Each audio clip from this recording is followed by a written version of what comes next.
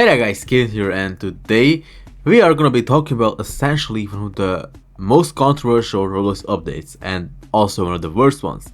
But before I can actually do that, like and subscribe because why not, it's free and I would appreciate it. Right, so okay. Over the years, Roblox has released countless updates, some so questionable that players were left wondering why they even happened. And it's no secret that Roblox has made some widely disliked changes or avoided making simple improvements that would actually benefit the platform. While many updates have been frustrating, a few stand out as some of the worst due to their negative impact on the game as a whole.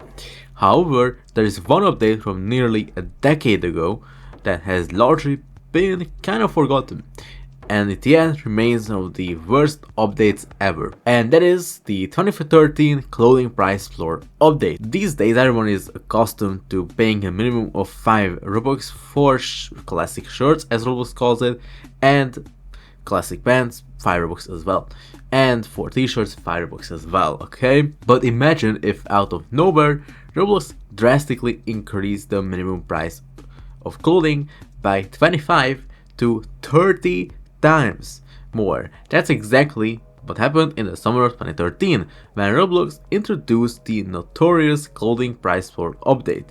On September 24th, 2013, Roblox announced the change. But before we dive into this and why it was so terrible, we first need to understand what clothing prices were like before it happened. Prior to the update, players could buy any clothing item for just 1 Robux or 1 ticket, and some t-shirts were even free.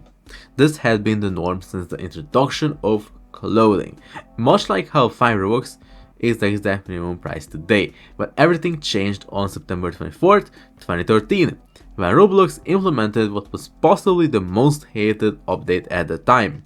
The new price floor update set the minimum price for t-shirts at 3 to 10 Robux, or around 120 tickets, and for t-shirts and pants at 25 Robux, or around 300 tickets. This meant that prices had increased by 25 to 300 times for shirts and pants, while t-shirts saw a 10 to 120 time markup and could no longer be free. Like, imagine waking up one day to find that all shirts and pants now cost a minimum of 25 Robux. No one would be happy, right? But to make matters worse, Roblox announced the update in a way that only kind of fueled this outrage. The announcement started off by boldly stating that, effective immediately, Roblox was changing how clothing was priced. They followed this with a reminder that players had previously been able to set their own clothing prices, another statement that didn't sit well with the community. Roblox then provided 3 reasons for the update, and one of them in particular made players absolutely mad. The first reason was to improve clothing quality. Roblox believed that talented creators weren't earning enough because prices were too low. This argument makes some sense. I mean, why put effort into making high quality classic clothing, we are still talking about classic clothing, if you can only sell it for 1 Robux? Roblox thought that higher clothing prices will encourage creators to make better clothes by making it more rewarding. The second reason was to help creators earn more while also preventing clothing theft. Roblox pointed out that whenever someone tried to sell clothing for more than 1 Robux, others would simply copy and re-upload it at a lower price, making it difficult for original designers to profit. Roblox hoped that by enforcing a price floor, buyers would be more inclined to purchase from the original creators. However, in the years following the update, it became clear that this did not work. Both accounts continued to flood the catalog with stolen designs, making it nearly impossible to find the original clothing. Interestingly, Roblox also mentioned that clothing sales accounted for less than 1% of the user-driven quote-unquote economy at the time, which seems surprisingly low compared to today. And then came the third reason, the one that infuriated the players the most. If you weren't already upset by the updates, well, this one sealed the deal. Roblox straight up admitted that the update was designed to increase Robux and Builders Club purchases. That's right, they outright said that they implemented the change to make more money. yeah, okay. As expected, this did not sit well with players. While the first 2 reasons were understandable, this blatant cash grab sparked some massive backlash. Players on Roblox were starting to quote-unquote protest, like, you know, they went to the forums to complain, and some people even canceled their Pillars Club memberships, you know, because, well, if Roblox is only doing this for the money, make them lose money, right?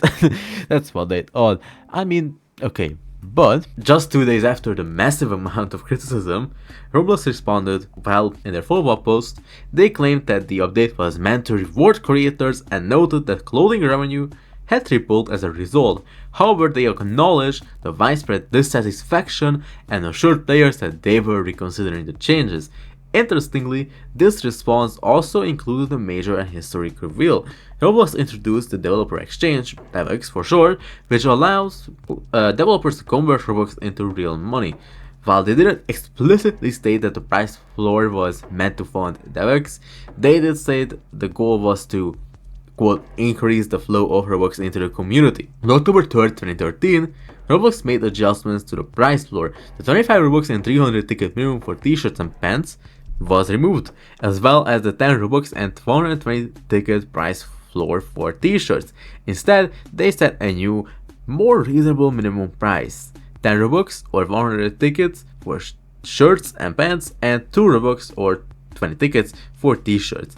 This meant that instead of waiting 30 days to save up enough tickets for a free shirt, players had to wait 10 days because every day you got tickets for logging in, you know. Anyways, while the new price floor still wasn't popular, it wasn't much better received than the original. The 10 Robux and 100 ticket price floor remained in place until April 2016, when it was lowered to 5 Robux as part of the preparation for the removal of tickets the following day. Okay, but ultimately, while the original version of this update was a complete disaster, the revised version, you know, was kind of better and it helped shape the system, you know, that sort of system we have today. Thankfully, the extreme price floor didn't last long. But anyways, okay, so that was the story of one of the worst Roblox updates essentially. But thanks for watching. I'll see you guys in the next one. Bye.